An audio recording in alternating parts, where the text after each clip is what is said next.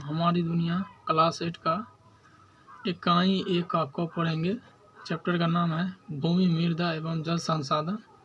इसका अति लघुत्तरीय प्रण देखेंगे। देखिए यहाँ पे देखिए अति लघुत्तरीय प्रण बोल रहा है 3 का निम्नलिखित प्रश्नों को उत्तर दे अधिकतम 50 शब्दों में। इतना बोला है 50 शब्दों में उत्तर देना है। पहला का बोला है भूमि उपयोग से आप क्या समझते हैं। तो भूमि उपयोग से आप क्या समझते हैं, देखिए यहाँ पे आंसर किया है।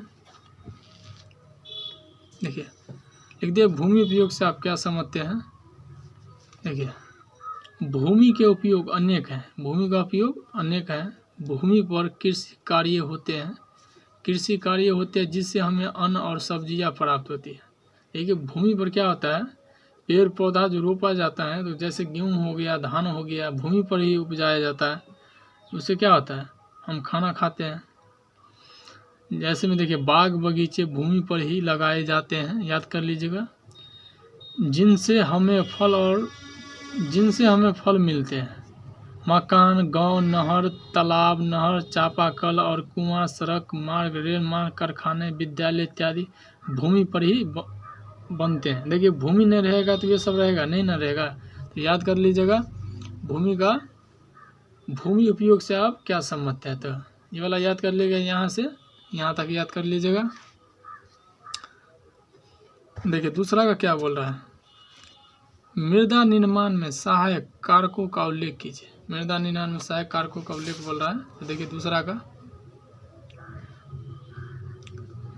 मृदा निर्माण में सहायक कारकों का उल्लेख कीजिए। क्वेश्चन हो गया, उत्तर यहाँ से। मृदा निर्माण में स्थान विशेष में उपस्थित मौलिक चट्टान, क्षेत्र की जलवायु, वनस्पति, सूक्ष्म जीवाणु, क्षेत्र की ऊंचाई, ढाल तथा समय का योगदान होता है। मृदा निर्माण में क्या होता है, ढाल एवं समय का योगदान होता है। जब चट्टान टूटती है, टूटी हुई कण और महीन होने की प्रक्रिया अनवरत चलती रहती है। अनवरत माने चलती रहती है, महीन होने का।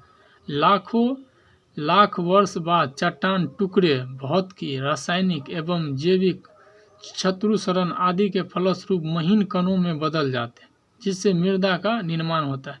ये सब प्रक्रिया होने के बाद क्या होता है, मृदा का निर्माण होता है। मृदा का निर्माण होता है। 2 का मेरा हो गया है। तीसरा देखिए आप पढ़ेंगे। तीसरा का बोला है भूमि उपयोग को प्रभावित करने वाले कारकों को नाम लिखिए। भूमि का उपयोग को जो प्रभावित करते हैं कारकों का बोला है नाम लिखने के लिए। देखिए देखिए यहाँ पे तीसरा का क्वेश्चन है, यहाँ पे आंसर दिए हैं वन क्षेत्र की भूमि। पहला में क्या हुआ, वन क्षेत्र की भूमि, याद कर लीजिएगा। दूसरा में देखिए कृषि कार्य में प्रयुक्त भूमि। कृषि कार्य में प्रयुक्त भूमि, इसमें देखिए 2 प्रकार के होते हैं, आप नहीं लिखे हैं, 2 प्रकार के होते हैं। एक होता है बंजर एवं व्यर्थ भूमि। कृषि कार्य में प्रयुक्त भूमि के इसमें 2 होता है, तो बंजर एवं व्यर्थ भूमि और सड़क मकान उद्योग में लगी भूमि।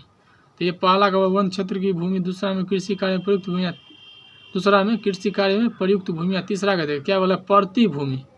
तीसरा क्या बोला है, प्रति भूमि। देखिए प्रति भूमि की 2 लाइन है, समझ लीजिए। प्रति भूमि किसे का 2 लाइन।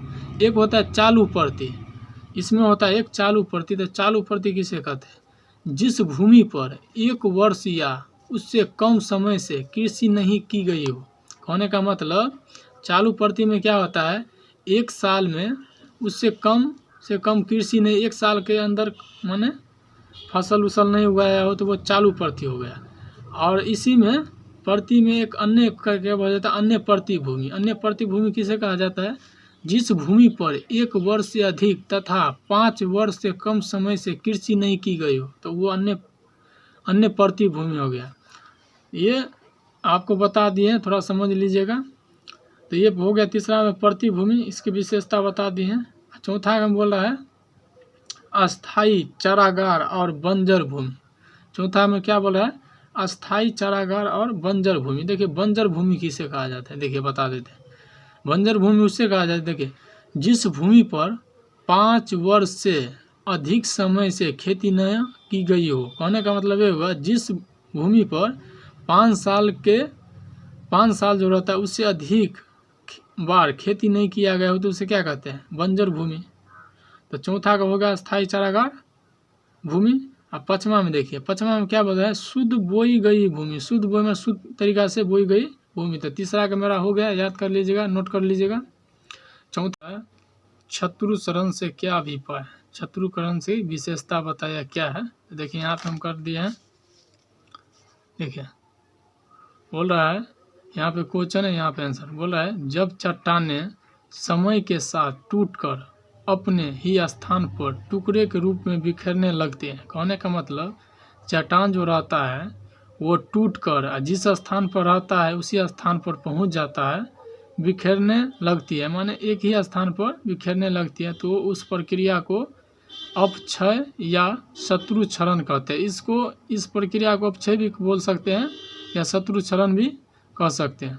देखिए एक बार और देखते हैं, बोला जब चट्टानें समय के साथ टूटकर अपने ही स्थान पर टुकड़े के रूप में बिखरने लगती हैं, माने चट्टान जो टूटकर अपने ही स्थान पर वो जो बिखरने लगती हैं तो उसे क्या कहते हैं, अपक्षय या शत्रुक्षरण कहते हैं। देखिए 4 तक हो गया। देखिए निम्नलिखित प्रश्नों को उत्तर दे, अधिकतम 50 शब्दों में 4 क्वेश्चन था, हमने कर दिए हैं।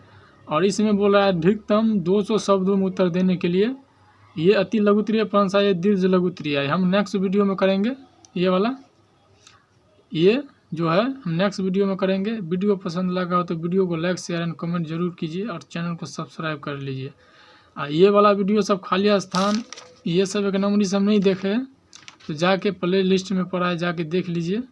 मिलते हैं नेक्स्ट वीडियो में।